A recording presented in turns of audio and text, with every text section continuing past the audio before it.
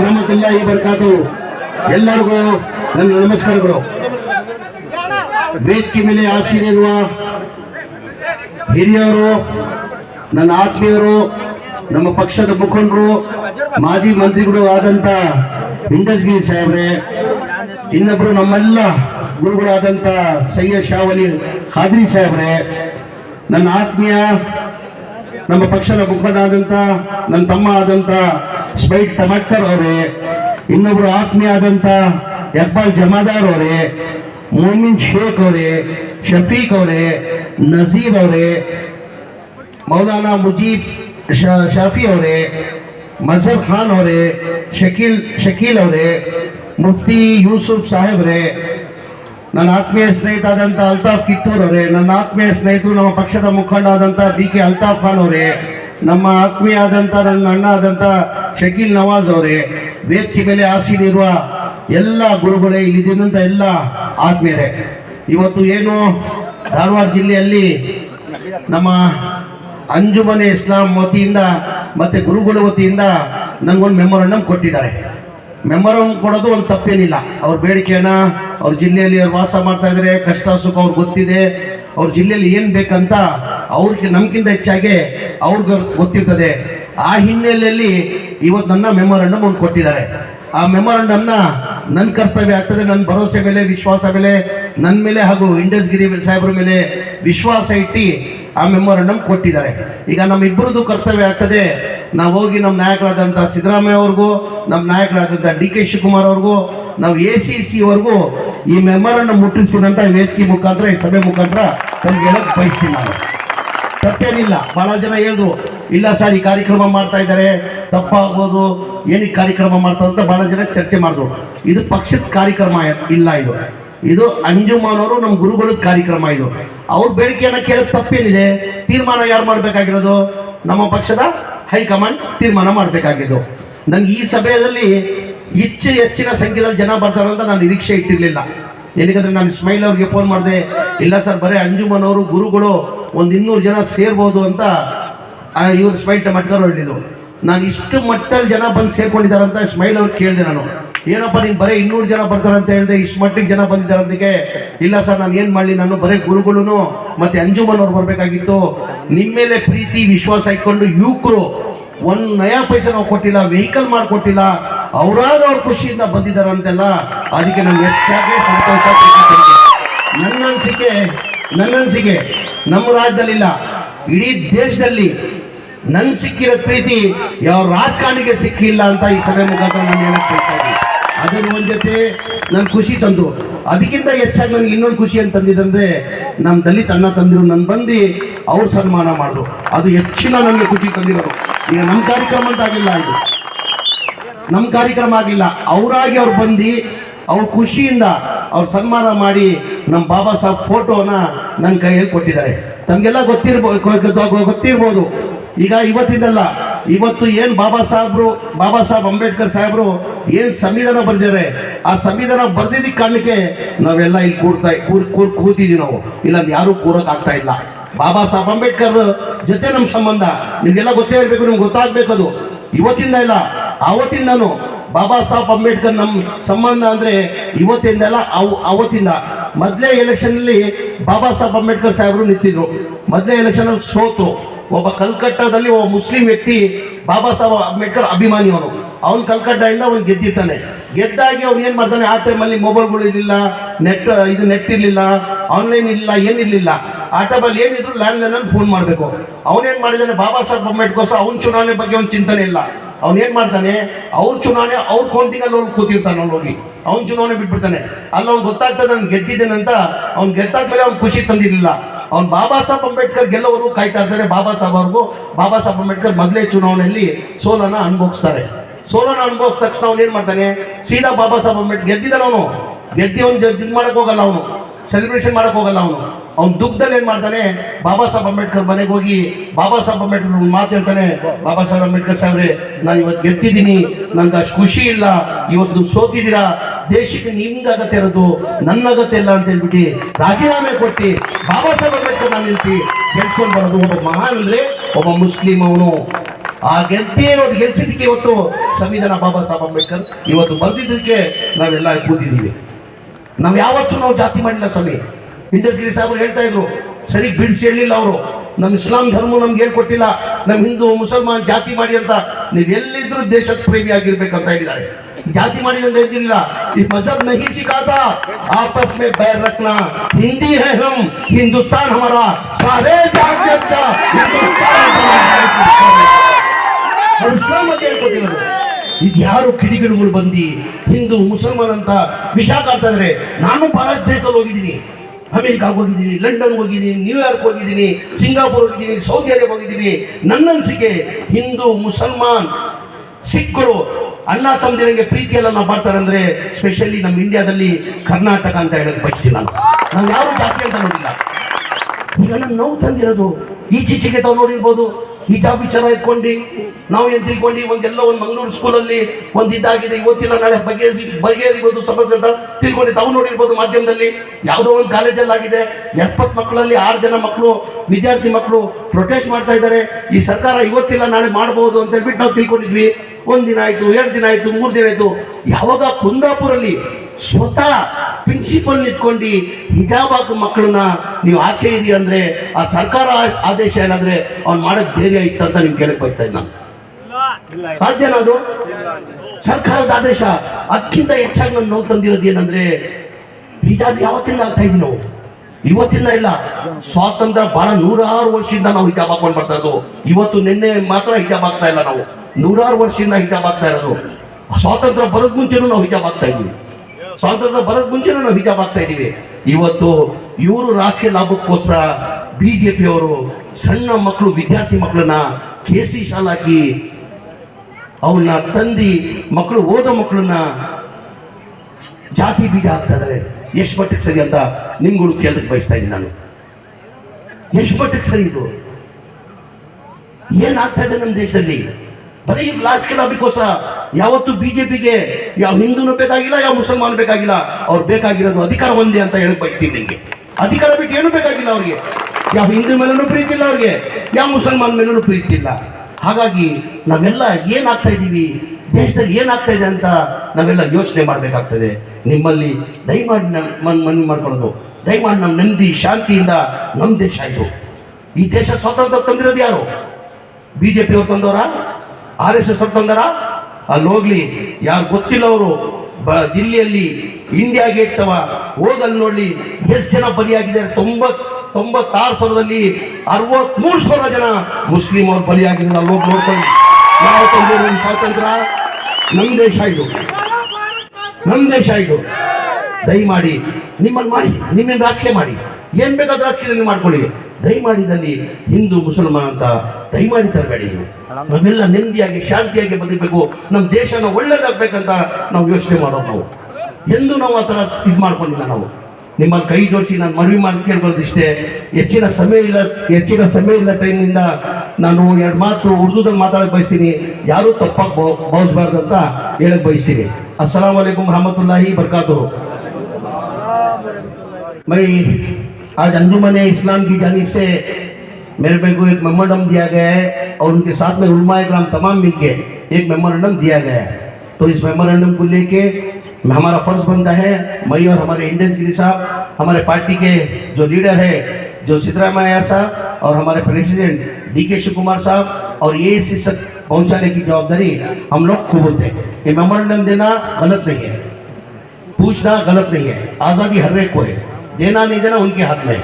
तो हमारा भी फर्ज बनता है एक उम्मीद के ऊपर, एक भरोसे के ऊपर, एक उम्मीद रखते हुए कि जमीर भाई के इंडियन गिरी साहब के पास देंगे तो हमारा सब सही में हक मिलेगा करके आप जो उम्मीद से दिए आपका वादा करते हुए ये मैं पर्सनल लेके जो हमारे सिद्धरामैया जी है, DK शिव कुमार साहब है, AICC सोनिया गांधी, राहुल गांधी तक आपका मेमोरेंडम, आपकी आवाज़ मैं पहुंचाता हूँ करके आपको वादा करता हूँ। मेरे को जैसे कि ये प्रोग्राम रखने से पहले हमारे मैं इस्माइल साहब को पूछ रहा था भाई कितने आदमी की गैदरिंग होंगे करके मैं पूछा इस्माइल साहब को। तो इस्माइल साहब बता रहे थे नहीं साहब गैदरिंग कुछ नहीं है, खाली हमारे अंजुमन के जिम्मेदार और उलमा इकराम एक 200 आदमी तक आएंगे करके इस्माइल साहब ने मेरे को बताया था। इधर आने के बाद ये मजमा देखने के बाद बैठ के मैं इस्माइल साहब को पूछा मैं, क्या भाई तुमने 200 आदमी का मजमा बोला, इधर देखे तो 5-7 हज़ार आदमी का मजमा है। नहीं साहब, कसम से मैं ना व्हीकल किया ना एक आदमी को पैसा दिया, खाली आप आ रहे करके अनाउंस किए तो आपकी चाहत में इधर आवाम वही करके इस्माइल साहब बता रहे थे। तो आज ये मजमा देख के मेरे को जवाबदारी ज्यादा हो गई। और कभी कभी मैं सोचता हूँ अपने आप को, मेरी कौन सी अल्लाह मियाँ ने आप लोग की हर एक को, खासकर नौजवान के दिल के अंदर, खासकर नौजवान के दिल के अंदर हर एक के खाली उंगली धरवड़ करके नहीं, जिधर भी जो ये खाली एक नौजवान के अंदर अल्लाह मियाँ क्या कह रहा, दिलों के अंदर जमीर जमीर जमीर करके वो मोहब्बत डाल दिया। वो किस वजह से डाला, क्या वजह से डाला मालूम नहीं। एक आप लोग जो मेरे ऊपर, मेरे ख्याल से कर्नाटका के अंदर नहीं, पूरे हिंदुस्तान के अंदर कोई सियासती लीडर को इतनी चाहत नहीं मिली। आप लोगों ने जो मुझे चाहत दिया, मेरा आखिरी खून का खतरा दिया तो भी तुम लोगों को कम है।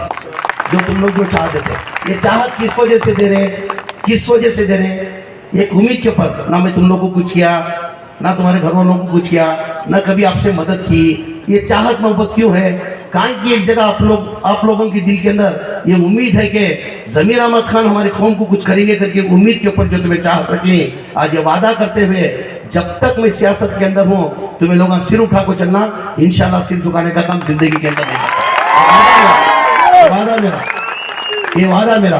ये कहते हुए आप लोग हाल ही के अंदर जानते हम लोग किस इससे गुजर रहे करके, हाल ही के अंदर आप देखते होंगे ये ज्यादा हमारा आदमी, हाल ही के अंदर आप देखे होंगे अभी ये हिजाब का मसला ले लो, दूसरे मसले ले लो, आज की हालत से हम लोग गुजर रहे, आप लोग अच्छी तरह से जानते हैं। हम लोग भी क्या कर रहे हैं, सबर का फल, कभी भी सबर का फल मीठा होता, अल्लाह मियाँ की आजमाइश है। जैसा हमारे इंडेस गिरी साहब कहते थे, अल्लाह का एक अजाब आया था 2020 के अंदर, अल्लाह का एक अजाब, कोरोना करके अजाब आया।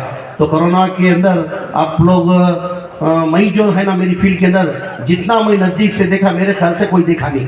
जितने कोरोना का अजाब जो ऐसा था, उसके अंदर अल्लाह मियाँ का ये, अल्लाह मियाँ किस वजह से अजाब लेके आया बोले तो, ये देख के तुम अभी भी सुधर जाओ करके ये अजाब लेके आया था। आप देखेंगे जिस दिन कोरोना आया था, कोरोना के अंदर जिसको भी कोरोना पॉजिटिव आया, ना उसके पास, ना उसकी बीवी जाने को तैयार है, ना उसके पास माँ जाने को तैयार है, ना उसकी बेटी जाने को तैयार है, ना उसका बेटा जाने को तैयार है। और जो जिसका कोरोना के अंदर इंतकाल हुआ, आपको छोटी सी मिसाल देता हूँ, ये दुनिया कितनी छोटी है करके, ये दुनिया कितनी छोटी है करके छोटी सी मिसाल देना चाहता हूँ। हमने बेंगलुरु के अंदर, बेंगलुरु सिटी के अंदर हमने एक टीम बना के क्या कोरोना का जो भी कोरोना के अंदर जो मरता था उसको कोई बॉडी उठाने वाला नहीं था। वो देख के हमने क्या किया, हमारी एक टीम 20 जन की बिठा के, हमने कभी जात करके देखा नहीं, 580 बॉडी मैंने उठाया। कितने? 580 बॉडी उठाया हमने। आप देखे होंगे हाल ही के अंदर टीम के अंदर एकदम बड़ा हाईलाइट कर दिए, जमीर अहमद खान कोरोना की खुद बॉडी उठा रहे, जमीर अहमद खान को क्वारंटाइन कर दो, जमीर अहमद खान को अंदर करो, जमीर अहमद खान को ये करो पब्लिक के बीच में करके। मैं बोला, मैं अल्लाह के अमानत भाई, 100 साल के बाद ऐसी एक मुसीबत आती है, हर 100 साल में आती है। 1919 के अंदर ऐसी एक मुसीबत फ्लो करके आई थी, उसके बाद 20,000 में 2020 में फिर दोबारा 100 साल के बाद ये बीमारी आई। मैं अपने आप को क्या बैठ के सोचा, ये हर 100 साल के अंदर ये मुसीबत आती है। अल्लाह मियाँ ने ये मुसीबत, ये वक्त मेरे को दिया खिदमत करने का। इसके पहले ना मेरे पिताजी को मिला था, अब्बा को मिला था, ना हमारे दादा को मिला था। अभी वो मौका मेरे को मिला है। वो मौका अगर मैं खोल लूंगा, ना मेरे को भी मिलेगा, ना मेरे बच्चे को मिलेगा, ना मेरे को पोतरे को मिलेगा करके वो हिसाब से क्या किया, मैं 24 आवर्स के अंदर, आप यकीन नहीं मानते, 12 से 14 घंटे मैं इसके अंदर कोरोना के बीच में था। अब यकीन नहीं मानते, मैं खुद मेरी आंखों से 2-3 मिसाला बोलता हूँ। एक माँ साहब का एक इंतकाल हुआ, फिलोमिना हॉस्पिटल करके था। फिलोमिना हॉस्पिटल के अंदर एक माँ साहब का इंतकाल हो गया था। उन्होंने मेरे चामराज पे ढंकाई के, उन्होंने 3 दिन पहले गया था, कोई चंद आदमी मेरे पास आके उनकी गुजारिश कर लिए, भाई वो फिलोमिना हॉस्पिटल के अंदर एक माँ साहब एडमिट है, हम ऑलरेडी 1,80,000 रुपये बिल बन चुके हैं, अभी कोरोना आया, पूरा बंद है, कोरोना के अंदर कोई धंधा नहीं है, हम बहुत मजबूर है, हमारा 1,20,000 रुपये बिल बाकी है, आप कुछ करके कुछ तो मदद करो करके। वो अल्ताफ भाई हम लोग साथ में बैठे थे, वो कोई चंद आदमी आके हमारी वार्ड के पास आके पूछे, तो मैं इमीडिएट क्या पैसा देके हमारे पीए को भेजा साहब ने, पीए को भेज के वो पैसा बनने लगाया। 3 दिन के बाद क्या होता है, वो माँ साहब का इंतकाल हो जाता है। दोबारा हम बने करके उम्मीद ना उनको, उम्मीद की वजह से क्या करते दोबारा हमारे पास आते हैं, साहब आपने 1,20,000 रुपये पैसा भरा था, वो माँ साहब को कोरोना आ गया, कोरोना के अंदर उनका देहांत हो गया, अब मेहरबानी करके हमारे पास कुछ भी पैसा नहीं है, कुछ इंतजाम करके देंगे तो हम बॉडी लेके आते करके। तो इमीडिएट हम मैं और अल्ताफ भी मिलके हमारे पीए को उधर भेज के क्या करें, उनको ये करने के बाद वो कोरोना के अंदर इंतकाल हुआ था, पैसा भी भेजा था मैं 2 लाख। बाद में क्या किया, बीबीएमपी की स्कीम थी, कोरोना के अंदर जो भी हॉस्पिटल के अंदर मरता तो गवर्नमेंट में पैसा बनना करके वो स्कीम थी। तो इमीडिएट मंजुनाथ प्रसाद करके कमिश्नर थे, उनको मैं बात करके वो पैसा गवर्नमेंट बीबीएमपी से बनने लगाया। तो बॉडी वॉडी लेके बाहर है, जब उनके साथ में जो बच्चे थे, उनके 3 मर्द बच्चे थे, 2 भाई को बच्चा शायद थे, उन्होंने जैसा बॉडी लेके बाहर आए तो उनको क्या करे, बीबीएमपी ले आके पूरों को क्वारंटाइन करा दी। और भी बॉडी लेके जाने वाला कोई नहीं है। जो बच्चे थे उनके साथ में जो माँ की खिदमत कर रहे थे, उन लोग क्या करें, उनको क्वारंटाइन कर दिए। क्वारंटाइन करने के बाद मेरे को फोन आया, सब उनके फैमिली मेंबर कोई नहीं, अभी क्या करना बॉडी का। तो इमीडिएट मैं और हमारी टीम को भेज के उधर जो भी उनकी उधर से ये कराना था करा के लेके आके मैं अल्ताफ भी ठहर के हमारा मैसूर रोड खबरस्तान के अंदर, तो उनकी वो खबरस्तान में खबर वो खोद के हम लोग इंतजार करते खड़े थे। इतने में एम्बुलेंस आया, तो हमें जितने भी जो भी मरे, हिंदू हो, मुसलमान हो, सिख हो, जो हिंदू जो भाई मरा उनको हिंदू के हिसाब से उनको जो पूजा पाठ करना वो पूजा पाठ करके उनका हम कार्य करके उनका करते थे। हमारे मुसलमान के अंदर जो उसूल देना था, जो नमाज जनाजे की नमाज पढ़ना था, वो करके उन लोग को मफहूम करते थे। ये छोटी सी एक मिसाल बोल रहा हूँ, हर एक आदमी को दुनिया में कोई कुछ नहीं लेके जाता, सिवाय हमारे अमाल के हम लोग कुछ भी नहीं लेके जा सकते। सुनो, जैसे हम अल्ताफ भी खड़े, एम्बुलेंस आके जैसा खड़ी, उनका एक बेटा आया, साहब हमारी माँ थी, मैं नहीं था, मैं टाइम रोड में रहने वाला, मेरी माँ का ऐसा इंतकाल हुआ, मालूम पड़ के मैं इधर आया बोल के खड़ा था हमारे पास। इतने में एम्बुलेंस ही, जैसा एम्बुलेंस ही, मैं बेटे को बोला, जा भाई जाके दीदार कर ले माँ का आकर के, जा भाई तो दीदार कर ले माँ का करके उसके पास भेजा। आप यकीन नहीं मानते, मैं अल्ताफ इधर खड़ के देख रहे, एम्बुलेंस इधर खड़ी है, एम्बुलेंस तो दूर के दूर डोर के पास जाना, उधर बाजू जाके इतने दूर झाड़ के पास खड़ा है। हम लोग ऑब्जर्व कर रहे, ये क्या है, अगर वही माँ रहती तो अगर औलाद मरता तो वो कुछ भी हो वो जिस्म से लपट लेती थी। ये कैसी औलाद है, ये तो कोई इतनी दूर खड़ी है करके वही अल्ताफ भी बात कर रहे।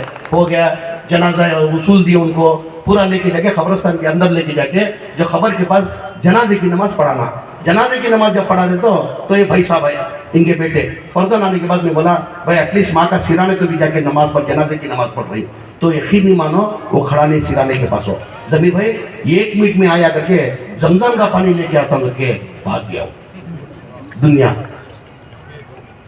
इतनी है, बहुत छोटी है दुनिया, कोई भी कुछ नहीं लेके जाता, खाली आते खाली हाथ जाना, सिवाय अपने अमाल के और कोई लेके नहीं जाता।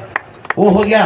और एक छोटी सी एक मिसाल देता हूँ, एक हमारा खिलाफ पढ़ने का हेड कांस्टेबल, वो क्या कि विजेंद्र, क्या नाम उसका, नाम भूल गया मैं, शायद वेंकटेश अप्पा करके, खिलाफ पढ़ने का हेड कांस्टेबल पुलिस वाला, वो उसका कोरोना के अंदर इंतकाल हो गया।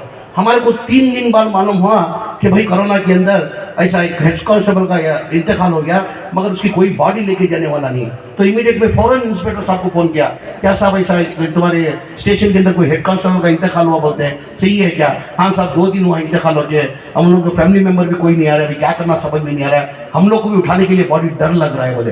तो इमीडिएट हमारी टीम को भेज के उनको लेके जाके हमारा विल्सन नगर के अंदर जो हिंदू धर्म के अंदर जो कार्य करना था, पूजा पाठ करना था, करा के उनको जलाने का जो कार्यक्रम था करा। और हिंदू के धर्म के अंदर क्या है, उनकी वो राख होती है, जो जली हुई राख होती है, वो लोग लेके जाके पानी में छोड़ते, वो लोग लेके जाके पानी में छोड़ते, राख उनका जो बूदी बोलते उन लोग पानी में छोड़ते सब। मैं क्या किया, वो रख के मैं हमारे पीए लोग को बोला, देखो हिंदू धर्म के अंदर वो बहुत मायने रखता है, वो लेके जाके मेहरबानी करके उनका घर का एड्रेस लेके घर तक पहुंचा दो करके घर पे भेजा था। घर के भेजा तो क्या हुआ, उनके डोर लॉक करे, उनकी बीवी बाहर है, कौन है भाई, ऐसा आपके हस्बैंड का ध्यान हो गया था ना, हम लोग ने पूरा कार्य कर दिया, वो जो राख है जो बूदी है वो हम लोग लेके आपको पहुंचाने के लिए, आप लोग का रिवाज होता है वो पानी में कुछ छोड़ने का। आप यकीन नहीं मानते, वो औरत उसकी क्या नहीं किया होगा, वो 40 साल का लड़का, वो 2 बच्चे, उसको ना बीवी है ना बच्चे है। बीवी क्या बोलती है, साहब हमारे को कुछ नहीं चाहिए, लेके कोई बॉडी में डाल दो उसको। ये दुनिया। और एक छोटा और एक हादसा बोल के मैं दूसरी बात पे टॉपिक पे जाता हूँ। और एक खलास पड़ने के अंदर स्टेशन के सामने लाल बिल्डिंग करके है, एक लाल बिल्डिंग करके है, वो भाई साहब एक उन्होंने भी कम उम्र ही उनकी, मेरे ख्याल से उनकी 40-50 साल के अंदर रहेगा। उन्होंने क्या करे, 3-4 दिन से बुखार में आको पॉजिटिव हो गया था उनको। पॉजिटिव होकर एडमिट होते पे स्टार्टिंग के अंदर क्या होता था, बहुत हॉस्पिटल का डिमांड था, किधर भी हॉस्पिटल में बेड नहीं मिलते थे। पाप उनके साथ में ना उनके 5 भारत बच्चों को, 3 भाई को बच्चे, ना बीवी, ना उनकी बहन, ना उनका भाई, ना औलाद, कोई नहीं गया। खुद दोनों क्या करी, ऑटो ले लो, सवेरे 10 बजे निकल को जितने हॉस्पिटल पूरे हॉस्पिटल को जाकर का कोई Victoria, boring, NIMHANS, private hospital, पैसे नहीं थे, गवर्नमेंट हॉस्पिटल में फिरी। वो जब तक तुम्हारा बीयू नंबर नहीं है करके क्या करी, उनको कोई हॉस्पिटल में नहीं ले कोई। वो चार्टर में क्या करी, परेशान आदमी आको घर के पास आको, ऑटो रुका को उतरिया, जैसा उतरी उन्होंने परेशानी में क्या करी, वहां गिर को उनका इंतकाल होगा। 2 घंटे बॉडी पड़ी घर के सामने, कोई ना औलाद आई, ना उनकी बीवी आई, ना उनकी माँ शायद नहीं थी, उनके ना भाई है ना बहन है। 2 घंटा बॉडी रोड पर पड़ी थी, कोई नहीं आया। ये सब मैं क्यों बता रहा हूँ, सिवे हमारे अमाल के सिवा हम लोग कुछ लेके नहीं जाते। तो मेरे भाइयों से एक आजीजाना गुजारिश, हम ना होना सो क्या, अमन सुकून होना सो, और हमारा अमन नेक काम चार नेक कमा करना। अज्ञा मन जब बोलते जमीर भाई तुम्हें कहीं को मौलाना है बैठी, उलमा है बैठी, ये बात बोलना पड़ता है। क्यों, अल्लाह का भी फरमान है, अब नबी सल्लल्लाहु अलैहि वसल्लम का भी फरमान है।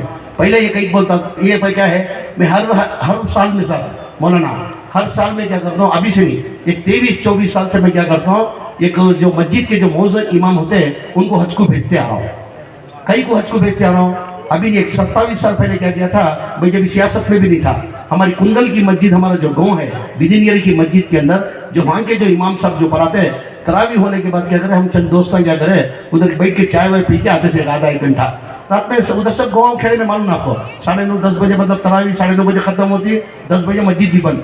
हम लोग 10:30 बजे उधर से आए तो क्या हो रहा, देख तो मस्जिद का लाइट अंदर जला है, इतने रात को क्यों मस्जिद का लाइट जला है करके हम लोग 3 दोस्त मिलकर अंदर जाके देखे तो मौलाना जो इमाम साहब जो है हुक के रो रहे थे, हुक के रो रहे थे। हम बोले क्यों मौलाना, कहीं के लिए हुक के रो रहे? नहीं जमीर, ऐसा मैं हज को जाने की बहुत अरमान रखी हूँ, अज़ा हो रही है। पूछा तो बोले जमीर मैं क्या करूँ, मेरी बहुत अरमान है हज को जाने की। बोला जाओ मौलाना, उस पर क्या है। नहीं मेरी तनख्वाही जब 6,000 रुपये कुछ तनख्वाह होती थी, इमाम साहब की मौजन की तनख्वाह के 3,000 होती थी, अभी 10-12-15,000 रुपये मिल रही। मेरी तनख्वाह जो 6,000 रुपये है, उसमें हमारा गुजरान चलना ही मुश्किल है। मैं जब भी 90,000 रुपये कुछ था हज को जाने का खर्चा, तो 90,000 रुपये खर्च करके मैं कहाँ हज को जा सकता हूँ। वो टाइम पे मैं तय करके क्या किया, जितने भी मौजूदा इमाम आए 25 आदमी को हज को बेचते आ रहा था मैं। तो हमारे मौलाना रियाजुर रहमान साहब मरहूम आपको अच्छी तरह जानते हैं, तो दुआ के लिए उनको लेके आता था मैं, दुआ के लिए कभी भी वो हाजिर होते थे। तो 4-5 साल हो गए थे, तो मैं पहली बार एमएलए हुआ 2005 के अंदर। तो 30-40 जने कुछ ऐसे ही उलमा आज के मस्जिद के मौलाना इमामा जो हज को जाने गए थे, दुआ के लिए है मौलाना जैसे है। मौलाना पूछे मेरे को, प्रेस वाले नहीं दिख रहे, किधर है जमीर? मैं बोला मौलाना प्रेस वाला को कभी बुलाया, 5-6 साल से आप आ रहे हैं। मैं आखिरत में बनमुट्ठी में काम कर रहा था, मेरी आखिरत की पूंजी के लिए मैं कर रहा था, मैं कभी प्रेस नहीं बुलाया ना मौलाना। जमीर तुम सियासत में नहीं थे जब बनमुट्ठी करते थे, सही था। अभी तुम सियासत में आ गए, तुम एमएलए हो गए, तुम्हारा देख के कोई एक अगर हाजी को भी अगर भेजेगा, हज को भेजेगा, तो उसका सवाब तुमको लगता है, तुम मीडिया को बुलाओ बोले। तो जब से प्रचार, यानी मतलब प्रचार करने से क्या होता, दूसरों को ये मिलता करके, वो हमारे इस्लाम में ही है। तो वो हिसाब से मैं क्या करता, हज को भेजता हूँ, जो मेरे से बनता करता हूँ। बहुत से आदमी पूछते हैं, ये जमीर अहमद खान उठा के किसको भी अपने हॉस्पिटल को खर्च कर देता, हज मौजाना इमाम को हज को भेज देता, उम्रे को भेज देता, काल से पैसा आता कैसा आता।